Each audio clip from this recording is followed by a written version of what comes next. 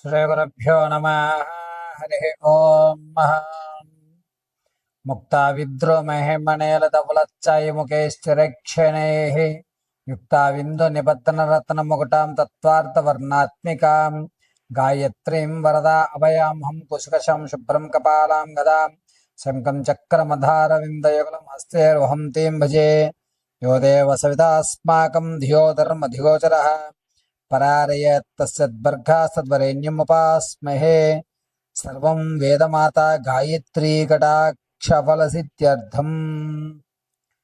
గురువుగారు ఎప్పుడు చూసినా ఆర్థికమైన విషయాల గురించి లేదా కోర్టు వ్యవస్థల గురించి మాత్రమే మీరు చెప్తున్నారు. విద్యార్థులకి స్కూల్స్ ప్రారంభమయ్యాయి కాబట్టి కాస్త విద్యలో తక్కువగా ఉన్న వారికి, అదేవిధంగా చదివింది మర్చిపోవడము, ఇది వరకు బాగా చదువుతూ డల్ అయిపోవడము, ఉన్నట్టుండి తను మొత్తం తన యొక్క విజ్ఞానాన్ని అంతటినీ కూడా చాలా తక్కువ స్థాయిలో విడిచిపెట్టి చెడు స్నేహాలకు లోనయ్యి బాగా చదవడం వ్యక్తి సి గ్రేడు డి గ్రేడ్లోకి మారిపోతూ ఈ యొక్క రాశి ప్రభావాల ఫలితంగా ఏమైనా వీరికి జరుగుతున్నాయా? మేషం నుంచి మీనం వరకు కూడా విద్యార్థులు ఎటువంటి మంత్రాన్ని రోజు పఠించుకోవడం వల్ల విద్యలో మెరుగైనటువంటి స్థితిగతులు కలుగుతాయి? వీరు ఏ దేవతారాధనలు చేయడం వల్ల విద్య అనేటువంటిది అభ్యసిస్తుంది? అన్నిటికంటే ముఖ్యమైనది విద్యే కాబట్టి అటువంటి విద్యార్థులు ఉన్నతమైనటువంటి చదువు చదువుకోవడానికి, చదివింది గుర్తు ఉండడానికి, మీరు పరీక్షల్లో ఉత్తీర్ణులు అవ్వడానికి, అదేవిధంగా నిరుద్యోగులకి ఎప్పటి నుంచో ప్రయత్నాలు చేస్తూ ఉద్యోగం రాక కాంపిటీషన్ ఎగ్జామ్స్లో 10, 2, 5 మార్కులతో శృతిలో మీ ఉద్యోగాన్ని కోల్పోతున్నటువంటి వారికి ఇలా కేవలము ఈ ఎపిసోడ్లో విద్యార్థులకి నిరుద్యోగులకి సంబంధించిన విషయాన్ని మనం చర్చిద్దాం. మేషం నుంచి మీనరాశి వరకు కూడా ఏ ఏ రాశి వారు ఎటువంటి ఆరాధన చేయాలి, ఎటువంటి నియమాలు పాటిస్తే ఉద్యోగ ప్రాప్తి, అదేవిధంగా విద్య చక్కగా అభ్యసించడం అనేటువంటి పూర్తి విషయాన్ని ఇప్పుడు మనం చర్చించుకుంటూ అసలు విద్యార్థుల్ని ఉన్నతంగా తీర్చిదిద్దాలంటే చదువుని ఎప్పుడు చదువుకోవాలి, ఏ సమయంలో చదువుకోవాలి అనేటువంటి విషయాలను కూడా పూర్తిగా మనం చర్చిద్దాం. విద్యార్థులు చదువుకునే టైము తెల్లవారుజామున 5 గంటల నుంచి 6:30లోగా చదువుకోవాలి. ఏ విధంగా చదువుకోవాలి అనేది ప్రతి రాశి వారికి కూడా చదువుకునేటువంటి సమయాన్ని మీకు చెప్పడం జరుగుతుంది. కన్యా రాశిలో ఉన్నటువంటి విద్యార్థులకి జ్ఞాపక శక్తి తగ్గుతుందండి. పైగా క్లాసులో అల్లరిచిల్లరగా ఉండడము, ఇది వరకు ఎప్పుడూ ప్రవర్తించిన విధంగా ప్రవర్తించడము, కొంచెం రూడ్నెస్ అనేటువంటిది ఎక్కువయ్యేటువంటి అవకాశాలు ఎక్కువగా గోచరిస్తున్న కన్యా రాశిలో ఉన్నటువంటి విద్యార్థులకి గురుడు నీచయుక్తంలో చూస్తూ ఉండడం వల్ల కన్యారాశి వారికి చెయ్యాలి అని కోరిక ఉంటుందే కానీ ఆచరించేటువంటి మార్గాలు ఎక్కడా కనబడవు. చేద్దాం అనుకుంటారు, ఈలోగా వాడు ఆడుకుంటున్నాడు కదా నేను ఆడుకుంటాలి అనేటువంటి మైండ్ డైవర్షన్ అయ్యేటువంటి అవకాశం ఎక్కువగా ఏర్పడుతుంది కన్యారాశిలో ఉన్న విద్యార్థులకి. ఈ కన్యారాశిలో ఉన్నటువంటి విద్యార్థులు మీ యొక్క ఆలోచన ధోరణి అంతా మార్చడానికి మీరు ప్లేస్ని మార్చండి. అంటే కొంచెం హైఫైగా ఉన్న వాళ్ళ దగ్గర కానీ, లేకపోతే మీరు అతని చదువు అని ఫోర్స్ చేయొద్దు, అతనికి నేర్పండి. బాగా చదువుకుని మంచి మంచి పొజిషన్లో ఉన్న వాళ్ళని చూపించడం, అటువంటి వాళ్ళకి వీళ్ళని పరిచయం చేసి మోటివేషన్ చెప్పించడం. మోటివేషన్ అనేటువంటిది వినడం కంటే కన్యారాశి వారు నేరుగా కలిసి మాట్లాడితే మార్పు అనేటువంటిది ఖచ్చితంగా ఆగస్టు 4వ తారీఖు తర్వాత నుంచి ఏర్పడుతుంది. మోటివేషన్ క్లాసెస్ పెట్టడము, వినిపించడము కాదు, సక్సెస్ అయిన వాళ్ళతో ఒక్కసారి మాట్లాడించండి.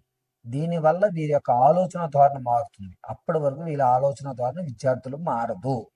కాస్త రోజులు గడిచిపోతాయిలే, ఏముంది బతికేద్దాం, తాత ముత్తాతల నుంచి ఏదో ఒకటి వస్తుంది కదా, ఆ వ్యాపారం మనం చూసుకుంటే అయిపోతుంది, ఇంత చదువు చదవాల్సిందేనా, ఏం కాదు, సర్టిఫికెట్ కొనేద్దాంలే, ఇటువంటి ద్వంద్వమైనటువంటి ఆలోచనలకి ఏర్పడుతూ ఉంటారు కన్యారాశి వారు. చెయ్యాలని కోరుకున్నది ఇలా చేయకూడదు అని అనుకుంటారు, కానీ ఏం కాదులే అనేటువంటి ఆలోచన ద్వారంతో టేక్ ఇట్ ఈజీగా ఉన్నటువంటి వ్యవస్థని ఏర్పరచుకుంటుంటారు. పైగా నిరుద్యోగుల విషయానికి వస్తే గనక కన్యారాశి వారు ఉద్యోగ ప్రాప్తి అనేటువంటిది ఆగస్టు 27 తర్వాత మాత్రమే ఏర్పడుతుంది.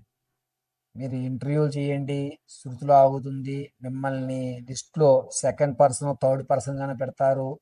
వాళ్ళ వేకెన్సీ అనేది అయిన తర్వాత ఆగస్టు 27 తర్వాత మీకు ఖచ్చితంగా ఉద్యోగ ప్రాప్తి కన్యారాశి వారికి ఆగస్టు 27 నుండి నవంబర్ 3వ తారీఖు మధ్యలో ఖచ్చితంగా ఉద్యోగంలో ఉంటారు. ఇది ఫిక్స్. కన్యారాశి వారికి నెగ్లజెన్సీ అనేటువంటి విద్యార్థులు తగ్గడం ఎలా? వారంతటా వారు ఓన్గా కాదు మనం చదువుకోవాలి అనేటువంటి శ్రద్ధ రావాలి అంటే ఏం చేయాలి మరి అంటే కనుక, కన్యారాశిలో ఉన్నటువంటి విద్యార్థులు ప్రతిరోజు కూడాను సుందరాకాండ పారాయణ పుస్తకం ఉంటుంది.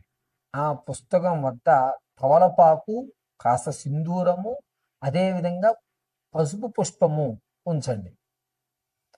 పెద్దవాళ్ళు ఎవరైనా సరే సుందరాకాండ పారాయణ చదవగలిగితే కనుక సుందరాకాండ పారాయణలో మొదటి ప్రతి అధ్యాయము కాస్త నీళ్లు ఊడిచిపెట్టి ఒక అరటిపండు నైవేద్యం సమర్పించేసి సుందరాకాండ పారాయణ పూర్తి అయిపోయిన తర్వాత ఆ అరటిపండు పిల్లవాడికి ఇవ్వండి.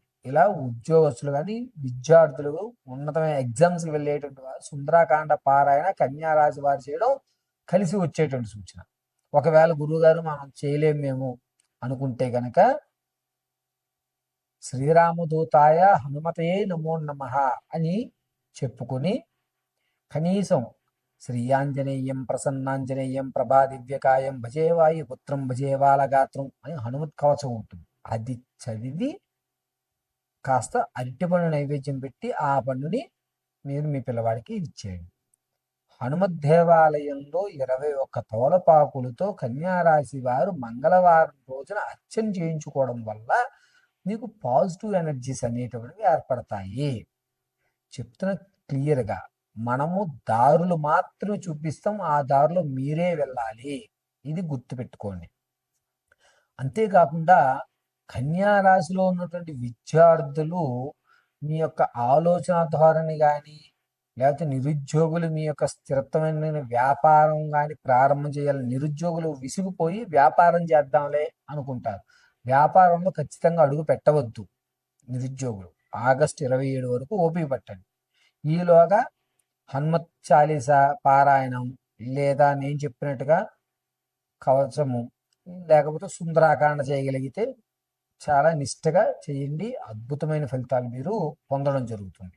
నిరుద్యోగులకి ఉన్నటువంటి ఓపిక అనేటువంటిది ఆగస్టు మొదటి వారంలో సడలిపోతుంది. ఇంకా ఉద్యోగం రాదు, ఏమీ రాదు, మనం ఏదైనా చేసేస్తాం, వ్యాపారం పెట్టేసుకుందామని ఇంకొక 3 వారాలు మీరు ఆగలిగితే ఆగస్టు 27 తర్వాత మీకు అద్భుతంగా కలిసి వచ్చేటువంటి సూచన ఏర్పడుతుంది. విద్యార్థుల విషయంలో ఏంటంటే వాతావరణం అనుకూలంగా ఉన్న ఏదో తెలియని లోన్లీనెస్ ఫీల్ అయ్యేటువంటి అవకాశం ఏర్పడుతుంది. కాబట్టి స్థిరత్వం కోసం హనుమత్తు పారాయణ చేయడం అనేటువంటిది అత్యంత శ్రేయస్కరం. మీరు మరిన్ని విషయాలు తెలుసుకోవడానికి కింద స్క్రోల్ అవుతున్న నెంబర్ సంప్రదించండి. అద్భుతంగా మీ యొక్క పూర్తి విషయాన్నంతటిని కూడా తెలియజేయడం జరుగుతుంది.